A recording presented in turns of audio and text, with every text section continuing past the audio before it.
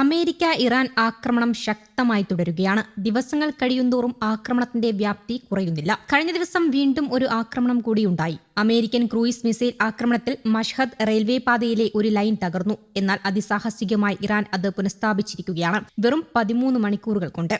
വ്യാഴാഴ്ച പുലർച്ചെ അമേരിക്കൻ സൈന്യം നടത്തിയ ക്രൂയിസ് മിസൈൽ ആക്രമണത്തിൽ ഇറാന്റെ ഗുലിസ്ഥാൻ പ്രവിശ്യയിലെ 2 പ്രധാന മേഖലകളെ തമ്മിൽ ബന്ധിപ്പിക്കുന്ന റെയിൽവേ പാലമാണ് തകർന്നത്. പാലത്തിന് കേടുപാടുകൾ സംഭവിച്ചതിനെ തുടർന്ന് ടെഹ്റാനിൽ നിന്ന് മഷ്ഹദിലേക്കുള്ള ട്രെയിൻ സർവീസുകൾ ഇറാൻ താൽക്കാലികമായി നിർത്തിവച്ചിരുന്നു. എന്നാൽ അതിവേഗം പുനരുദ്ധാരണ പ്രവർത്തനങ്ങൾ നടത്തിയ ഇറാൻ അധികൃതർ മഷ്ഹദ് ലൈനുകളിലൊന്ന് പ്രവർത്തന സജ്ജമാക്കുകയും 2ാം ലൈൻ കൂടി ഉടൻ തന്നെ പൂർണ്ണമായി പുനഃസ്ഥാപിക്കുമെന്ന് അറിയിക്കുകയും ചെയ്തു. 2ാമത്തെ ലൈൻ കൂടി തുറക്കുന്നതോടെ പ്രദേശത്തെ തീവണ്ടി ഗതാഗതം പൂർണ്ണമായും സാധാരണ നിലയിലാകും. ഇറാനിൽ പാലങ്ങളും റെയിൽവേ ട്രാക്കുകളും ചബഹർ തുറമുഖത്തെ കൺട്രോൾ റൂമും ഉൾപ്പെടെയുള്ള ജനവാസ മേഖലയിലാണ് അമേരിക്ക അതിശക്ത ആക്രമണം അഴിച്ചുവിട്ടത്. ഏപ്രിൽ 8 വെടിനിർത്തലിന് ശേഷം ആദ്യമായാണ് സിവിലിയൻ സംവിധാനങ്ങൾക്ക് നേരെയുള്ള ആക്രമണം. 90 കേന്ദ്രങ്ങൾ ആക്രമിച്ചെന്ന് അമേരിക്കൻ സെൻട്രൽ കമാൻഡ് അറിയിച്ചു. ആക്രമണങ്ങളിൽ ഇറാനിൽ 14 പേർക്ക് ജീവൻ നഷ്ടമായി. കുവൈത്തിലെ അരിഫ്ജാൻ, അലി അൽ സാലിം എയർബേസ്, പേട്രിയറ്റ് മിസൈൽ സംവിധാനം എന്നിവയിലേക്ക് ഇറാൻ തിരിച്ചടിച്ചു.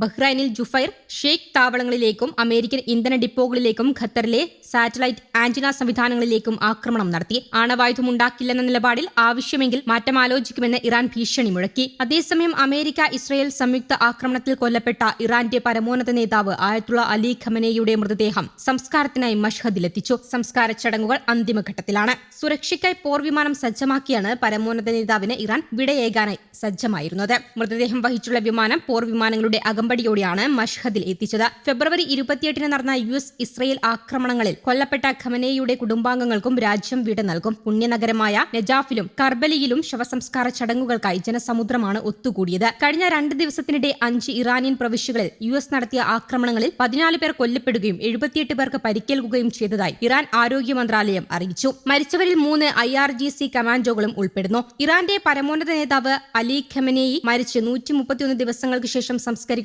അതേ നഗരമായ ഇറാനിയൻ നഗരമായ മഷാഹിദിന് സമീപം US ആക്രമണം നടത്തി. ഈ ആക്രമണത്തിൽ US ലക്ഷ്യമിട്ടത് ടെഹ്റാൻ മഷ്ഹദ് റെയിൽവേ ലൈനായിരുന്നു. ഇറാന്റെ കിഴക്കൻ പുണ്യനഗരമായ പരമോന്നത നേതാവ് അലി ഖമനേയുടെ ശവസംസ്കാരത്തിന് മണിക്കൂറുകൾക്ക് മുമ്പ് നടന്ന US ആക്രമണങ്ങളെ തുടർന്ന് ടെഹ്റാനും മഷ്ഹദും തമ്മിലുള്ള ട്രെയിൻ സർവീസ് നിർത്തിവെച്ചു. ട്രെയിൻ സർവീസ് പുനഃസ്ഥാപിക്കുന്നതിനുള്ള അറ്റകുറ്റപ്പണികളിലാണ് റെയിൽവേ എഞ്ചിനീയർമാർ ഏർപ്പെട്ടിരിക്കുന്നത്. USഉം ഇസ്രായേലും നടത്തിയത് ക്രിമിനൽ ആക്രമണമാണ് എന്ന് Islamic republic of Iran railway കുറ്റപ്പെടുത്തി. കേടുപാടുകൾ തീർക്കാൻ ടീമുകളെ അയച്ചിട്ടുണ്ടെന്നും കുടുങ്ങിക്കിടക്കുന്ന യാത്രക്കാർക്ക് റോഡ് ഗതാഗതവും ക്രമീകരിച്ചിട്ടുണ്ടെന്നും ഇറാൻ റെയിൽവേ വ്യക്തമാക്കി. അതേസമയം ഹോർമൂസ് കടലിടുക്കിൽ സ്ഥിതി ചെയ്യുന്ന ഇറാനിയൻ തുറമുഖ നഗരമായ ബന്ദർ അബ്ബാസിൽ കൂടുതൽ സ്ഫോടനങ്ങൾ കേട്ടതായും റിപ്പോർട്ടുകളുണ്ട്. രാവിലെ നടന്ന ആക്രമണത്തിൽ നിന്ന് വ്യത്യസ്തമാണ് ഈ ആക്രമണം.